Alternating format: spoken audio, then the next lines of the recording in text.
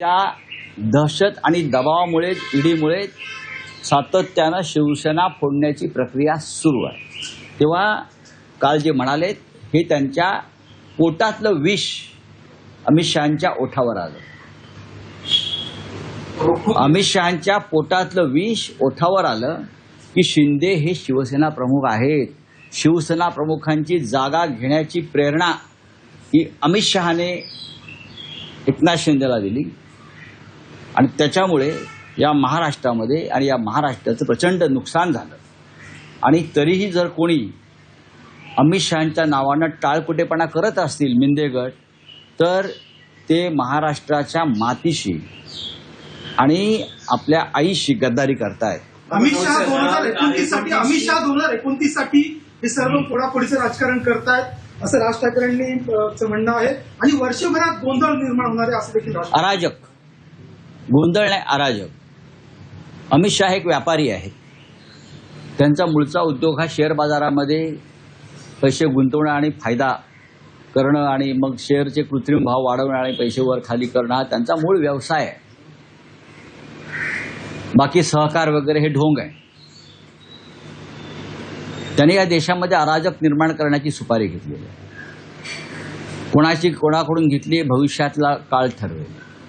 ज्या पद्धतीने या राज्यातले देशातले सर्व प्रादेशिक पक्ष फोडून, ते खासदार फोडून आपल्या पाठीशी उभे करून भविष्यामध्ये नरेंद्र मोदींना आव्हान देण्याचं त्यांचं हे जे षडयंत्र आहे, त्याच्यामध्ये त्या षडयंत्रात मोदींना आव्हान द्यायच्या षडयंत्रामध्ये त्यांनी एकनाथ शिंदेसारख्या लोकांना सामील करून घेतलेलं आहे. लक्षात घ्या, उद्या या खासदारांच्या बळावर ते मोदी यांच्या विरुद्ध एखादं बंड करू शकतात आणि त्याची तयारी आहे. तर राऊत साहेब, ज्या खासदारांनी एका आठवड्यात 2दा पक्ष बैठकांना अनुपस्थित राहिले, पक्षाच्या व्हीपचं त्यांनी उल्लंघन केलं, वेगळा गट स्थापन करण्याच्या तयारीत हे खासदार आहेत. या खासदारांच्या विरोधात शिवसैनिकांनी त्यांच्या मतदारसंघात आंदोलन केलं, जोडे मारले, यांचा उल्लेख गद्दार असा करण्यात आला, भाषणं झाली, आरोप प्रत्यारोप झाले. पण आता याच खासदारांची मनधरणी केली जाते. या खासदारांसाठी मातोश्रीचे दरवाजे उघडे असल्याचं म्हटलं जात आहे. असं कोण म्हणालं? काल आदित्य ठाकरे म्हणाले की मातोश्रीचे दरवाजे खुले आहेत. आदित्य ठाकरेंनंतर वरुण सरदेसाई, तुमचे आमदार कैलास पाटील हे ओमराजेंची मनधरणी करण्यासाठी गेलेले आहेत. तर मग समजायचं काय? आता मी तुम्हाला समजावून सांगतो. येस, समजा. हे सर्व खासदार तांत्रिकदृष्ट्या आजही शिवसेनेमध्ये आहेत. लोकसभा अध्यक्ष ओम बिर्ला यांच्याकडून कोणत्याही प्रकारचे निर्देश या खासदारांसंदर्भात अधिकृतपणे समोर आलेले नाही. नंबर 2, ते ज्या गटात जाऊ इच्छितात असं सांगितलं जातं, त्या मिंदे गटाकडून सुद्धा हे 5, 6, 4 खासदार आमच्याकडे येणार आहेत अशा प्रकारचं कोणतंही वक्तव्य आलेलं नाही. या सर्व खासदारांनी आतापर्यंत आम्ही शिवसेना सोडलेली आहे असं जाहीर केलेलं नाही. ते व्हीपचं उल्लंघन करून आमच्या बैठकीला हजर राहिले नाही, ते खरं आहे आणि त्याबद्दल त्यांच्यावर कारवाई सुरू आहे. हा एक तांत्रिक मुद्दा आहे. काही खासदार अजूनही संपर्कात आहेत. आता त्यांना त्यांच्या मतदारसंघात त्याला भीती वाटते, कारण लोकांचा रोष आहे. ज्या खासदारांनी संपर्क केलेला आहे आणि ज्या खासदारांनी सांगितलं की आम्ही अजूनही शिवसेनेबरोबर आहोत, काहीतरी गैरसमज होतो आहे, अशा खासदारांशी आम्ही चर्चा करणं हे स्वाभाविक आहे. ज्या क्षणी ते सांगतील आम्ही शिवसेनेचा त्याग केलेला आहे, त्या क्षणी आमचे त्यांचे संबंध पूर्ण तुटतील. आज शिवसेना पक्षप्रमुख हे ईशान्य मुंबईच्या खासदारांनी जी काय बेईमानी केलेली आहे उघडपणे, आज या भागात येऊन ते कार्यकर्त्यांचे मेळावे घेणार आहेत ना. त्यानंतर ते 27, 28, 29 तारखेला ते या सर्व खासदारांच्या मतदारसंघात भेटी देणार आहेत. उद्धव ठाकरे त्यांचा दौरा नागपूर, यवतमाळपासून सुरू होईल मराठवाड्यात आणि तो शिर्डीला संपेल. 5ही मतदारसंघात मुंबई बाहेरच्या माननीय उद्धवजी जाणार आहेत आणि कार्यकर्त्यांना भेटणार आहेत। ही एक प्रक्रिया त्याच वेळेला सुरू आहे। त्याच्यामध्ये धाराशिव सुद्धा आहे, हे लक्षात घ्या। धाराशिव आहे, हिंगोली आहे, परभणी आहे, शिर्डी आहे, यवतमाळ आहे, हे सर्व मतदारसंघ जे दौरा पक्षप्रमुखांचा होतो त्याच्यामध्ये समाविष्ट आहे। नाही, पण राऊतसाहेब, समजा जर खासदारांनी पक्ष सोडला नाही, त्यांनी जाहीर केलं नव्हतं की त्यांनी पक्ष सोडलेला नाहीये, तर मग त्यांच्यावर टीका करणं, त्यांना गद्दार म्हणणं, त्यांचे पुतळ्यांना जोडे मारणं, हे जे सगळे प्रकार झाले ते घाईमध्ये झाले असं म्हणता येईल? नाही, असं म्हणता येणार नाही, असं म्हणता येणार नाही। त्यातल्या काही खासदारांना जर असं वाटत असेल की आमच्याकडून काही चूक झाली आहे, काहीतरी गफलत झाली आहे, आणि जर त्यांनी संपर्क साधला असेल तर त्यांच्याशी नक्की चर्चा होऊ शकते। मग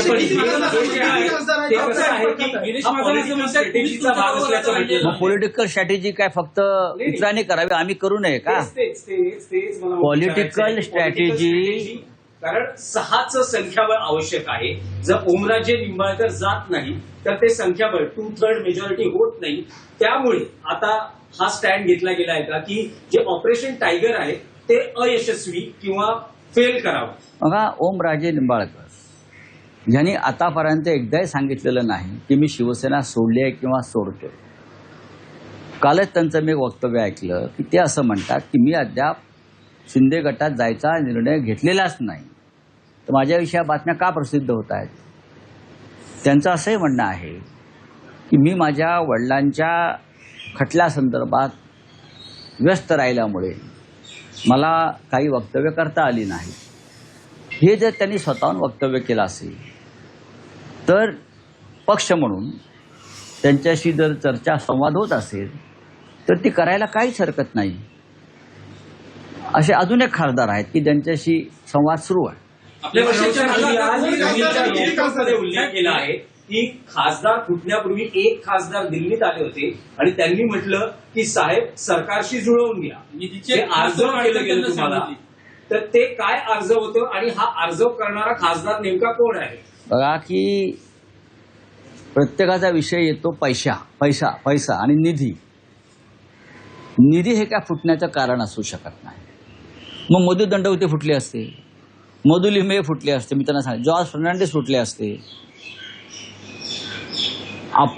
तुम्ही जेव्हा आमच्याकडे उमेदवारी मागायला येता शिवसेनेकडे की मला निवडणूक लढायची आहे, तेव्हा तुम्हाला माहिती आहे की मी विरोधी पक्षात आहे, शिवसेना विरोधी पक्षात आहे आणि इथे संघर्ष आहे विरोधी पक्षामध्ये, तरी तुम्ही आमच्याकडे उमेदवारी मागायला येता आणि लढण्याची भाषा करता आणि मग निवडून आल्यावर तुम्हाला सत्तेची ऊब हवी असते, हे चुकीचे आहे म्हटलं। या देशामध्ये सगळ्यात जास्त प्रतिष्ठा ही विरोधी पक्षांच्या उत्तम आमदार खासदारांना आहे।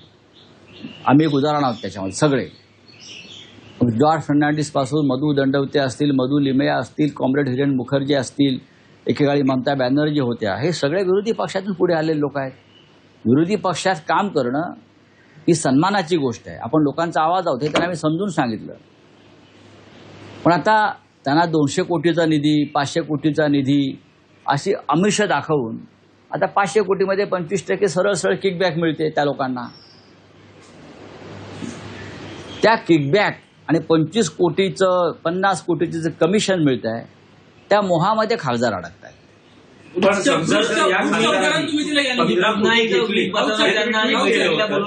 की 15 कोटी घेतले, आणखी 10 कोटी मिळाले। जर ओमराजेंच्या बाबतीत एक न्याय असेल तर उरलेल्या अन्य 5 खासदारांच्या बाबतीतही तोच न्याय असेल? त्या सगळ्या हो, त्यांनी जर पैसे घेतले असतील तर त्यांनी ठेवावे आपल्या घरात, त्यांनी परत पक्षात यावं, पुढल्या निवडणुकीला त्यांना खर्च करता येतील ते। गिरीश महाजन असं म्हणतात आता कधी राहिलेलं नाही तुमच्या पाठीमागं, ईडी सीबीआय आता कधी तुमच्या घरी येत आहे तेच आम्ही पाहतो। गिरीश महाजन म्हणतात, ते म्हणतायत की मतदार किंवा खासदार कुणी तुमच्या बरोबर आता राहिलेलं नाहीये, आता संजय राऊतांना काही काम राहिलेलं नाहीये, कधी ईडी सीबीआय त्यांच्या घरी जाते याचीच वाट पाहणं काय हरकत नाही, यापूर्वी पाठवलेले आहे बरं का। याचा अर्थ ईडी सीबीआय तुमच्या घरगडी आहेत ना, जेव्हा तुमच्या घरी ईडी सीबीआय येईल ना तेव्हा बिळात लफाल, तुम्ही आत्महत्या कराल किंवा पक्षांतर कराल। आम्ही केलं नाही म्हणावं गिरीश महाजनला, नाही रावसाहेब, एका चित्रपटातला डायलॉग आहे की चुकीला माफी नाही. हा. पण आता शिवसेना उद्धव बाळासाहेब ठाकरे पक्षात चुकीला माफी मिळेल असं म्हणता येईल. मग गद्दारांना एखाद्या पक्षात प्रवेश घेऊन त्याचा मान सन्मान करण्यापेक्षा बरं का एखादा चुकला आणि त्यांनी माफी मागितली असेल, त्याला पश्चाताप झाला असेल, तर राजकारणामध्ये सध्याच्या राजकारणामध्ये ते स्वीकारलं पाहिजे. चला पुन्हा एकदा व्हीप काढून पुन्हा खासदारांची बैठक मी बोलवणार आहात का असं पाहू ना आता अमित शाह कह रहे हैं कि असली शिवसेना सीधी की सेना है. देखिए, अमित शाह जी देश के गृह मंत्री हैं और उनके ही नियंत्रण में देश का चुनाव आयोग है, लेकिन लगता है उनके ही नियंत्रण में देश का supreme court of chief justice of India भी है. असली शिवसेना कौन है, किसकी है, उसका फैसला सुप्रीम कोर्ट में 4 साल से रुका हुआ है. लेकिन अमित शाह जी ने फैसला दे दिया कि एकनाथ शिंदे ही शिवसेना प्रमुख है. ये सुप्रीम कोर्ट का भी अवमान है, ये महाराष्ट्र की जनता का, मराठी लोगों का अपमान है.